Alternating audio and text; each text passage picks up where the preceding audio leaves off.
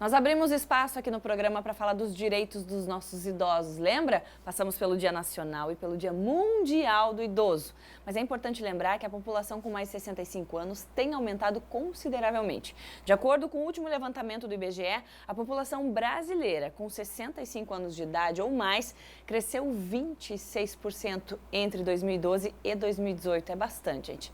Por isso eu vou conversar agora com a coordenadora da Comissão do Idoso da Ordem dos Advogados do Brasil na subseção aqui em Blumenau, a doutora Leila Cagliari, para saber o que está sendo feito para a nossa velhice, né? Doutora Leila, seja bem-vinda, tudo bem? Obrigada, boa tarde.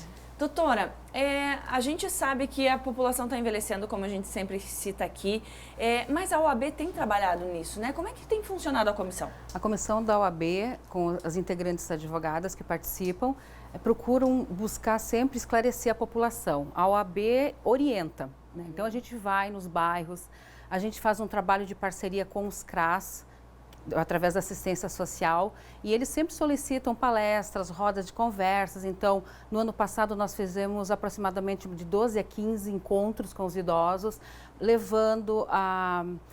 orientando sobre o Estatuto do Idoso, orientando principalmente sobre os crimes contra o idoso, a violência que é praticada, os tipos de violência. Então, é orientar a população. Como você disse, realmente está crescendo muito e a gente precisa não é preservar, mas cuidar do idoso e preparar a nossa velhice, porque nós seremos os futuros idosos. Exatamente, né? por isso que eu disse ali, a nossa velhice. É a nossa. A gente não está só cuidando dos velhinhos de hoje, a gente está cuidando dos velhinhos que somos nós amanhã. Exatamente. Né? E doutora, essa comissão também participa do Conselho Municipal do Idoso, Isso. né? A OAB tem uma vaga lá. Tem uma vaga lá. E aí o que isso significa na questão de buscar aprimorar e criar políticas públicas para cuidar dessa população? Porque a gente sabe que desde essas situações que são dentro de casa, mas são também situações fora, dos serviços públicos, na rua, né? Tudo isso tem que estar muito atento para essa questão. A OAB tem uma vaga no Conselho Municipal do Idoso, que a gente chama de CMI, e, por sinal, nesse momento eu sou a coordenadora do Conselho Municipal do Idoso também, né? E a gente faz muitas atividades. O Conselho é muito atuante. Nós somos 14 pessoas, 7 representando o governo municipal através de suas secretarias e 7 não governamentais, que são as entidades, né? Então, a OAB tem uma vaga lá que eu represento.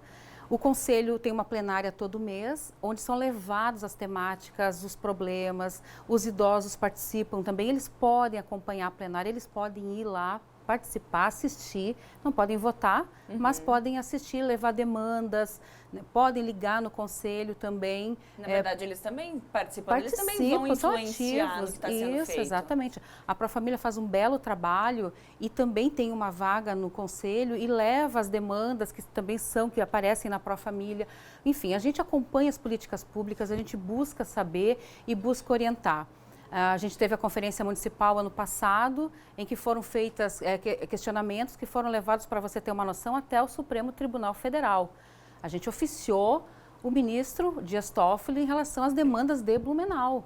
Ou seja, porque foram questões. Tá num nível mais alto para a gente poder quer dizer, o nosso discutir a situação. idoso, ele participa, ele vai, ele questiona, ele quer saber. É um público muito atuante. Nós temos hoje a gente fala do idoso, mas é um idoso ativo, que estuda, que trabalha, que vai para a academia, que vai para a Profamília fazer atividade. Que já teve mais informação, Sim, né, doutora? Isso. Já vem de uma caminhada que não é mais aquela coisa que não se sabia nada, o que podia, o que não podia, né? Já tem noção do que é direito e também está lutando por eles, né? Porque quando a gente fala de políticas públicas, tem que ter isso, é o idoso que está vendo que o processo que está acontecendo. A gente às vezes só sabe que precisa de alguma coisa quando passa por aquele caminho. E isso está sendo desenvolvido, então, nessas atividades? Sim, e também a gente tem que tratar o idoso que está em situação de vulnerabilidade, que é aquele idoso que está acamado, o idoso que está na situação de abandono, de negligência, às vezes por parte da família ou numa casa asilar.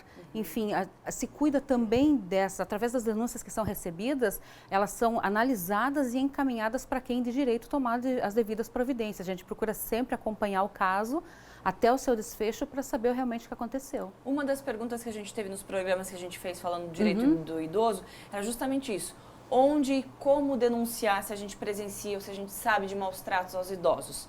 A gente tem o telefone para colocar na tela, mas é importante saber que esses números são para denúncia, né? Isso. Tem o Disque 100 e o outro telefone, cadê na telinha?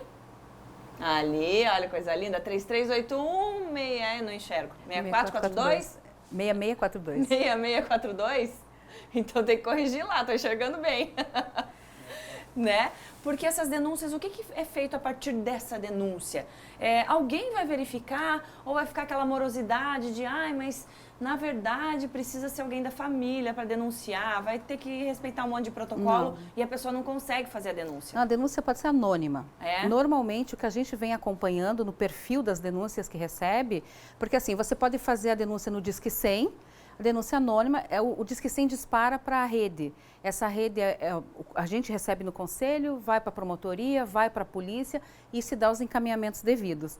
O conselho, através do telefone, esse 3381-6642, também recebe denúncia, prioritariamente é para denúncias. Então a pessoa liga lá e diz, olha, na minha rua está acontecendo uma situação assim com um idoso, será que vocês podem tomar uma providência? A gente recebe muito dessa forma e dá os encaminhamentos.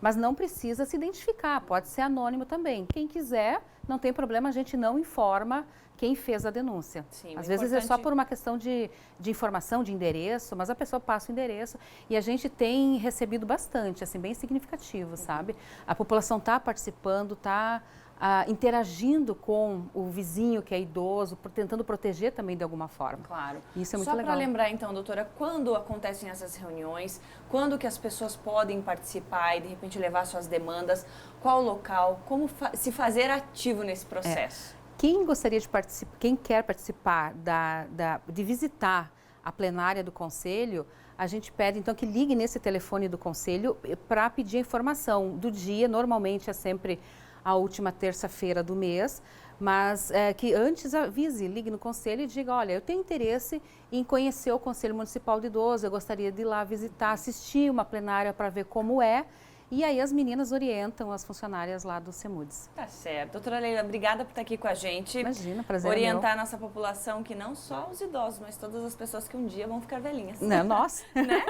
Nós mesmas.